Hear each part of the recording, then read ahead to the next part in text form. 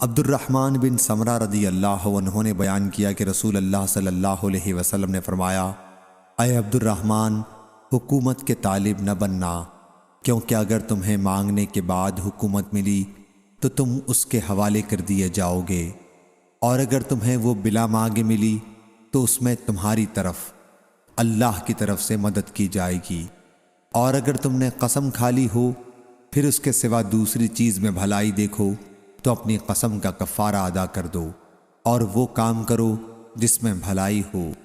صحیح بخاری حدیث نمبر 7146۔ ابو موسیٰ رضی اللہ عنہ نے بیان کیا کہ میں نبی کریم صلی اللہ علیہ وسلم کی خدمت میں اپنی قوم کے 2 آدمیوں کو لے کر حاضر ہوا۔ ان میں سے ایک نے کہا کہ یا رسول اللہ صلی اللہ علیہ وسلم، ہمیں کہیں کا حاکم بنا دیجئے، اور دوسرے نے بھی یہی خواہش ظاہر کی۔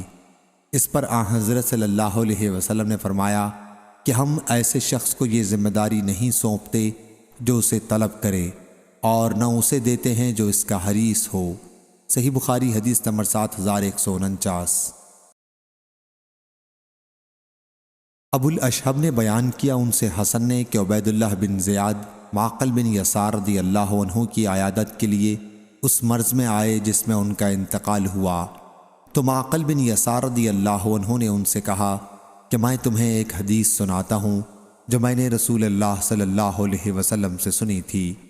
آپ نے فرمایا تھا، جب اللہ تعالیٰ کسی بندے کو کسی نوعیت کا حاکم بناتا ہے اور وہ خیر خواہی کے ساتھ اس کی حفاظت نہیں کرتا تو وہ جنت کی خوشبو بھی نہیں پائے گا۔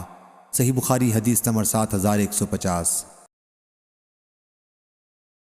انس بن مالک رضی اللہ عنہ نے کہا کہ میں اور نبی کریم صلی اللہ علیہ وسلم مسجد سے نکل رہے تھے کہ ایک شخص مسجد کی چوکھٹ پر آ کر ہم سے ملا اور دریافت کیا، یا رسول اللہ صلی اللہ علیہ وسلم، قیامت کب ہے؟ حضرت صلی اللہ علیہ وسلم نے فرمایا، تم نے قیامت کے لیے کیا تیاری کی ہے؟ اس پر وہ شخص خاموش سا ہو گیا، اور پھر اس نے کہا، یا رسول اللہ صلی اللہ علیہ وسلم، میں نے بہت زیادہ روزے، نماز اور صدقہ قیامت کے لیے نہیں تیار کیے ہیں، لیکن میں اللہ اور اس کے رسول صلی اللہ علیہ وسلم سے محبت رکھتا ہوں۔ حضرت صلی اللہ علیہ وسلم نے فرمایا، تم اس کے ساتھ ہوگے جس سے تم محبت رکھتے ہو۔ صحیح بخاری حدیث نمبر 7153۔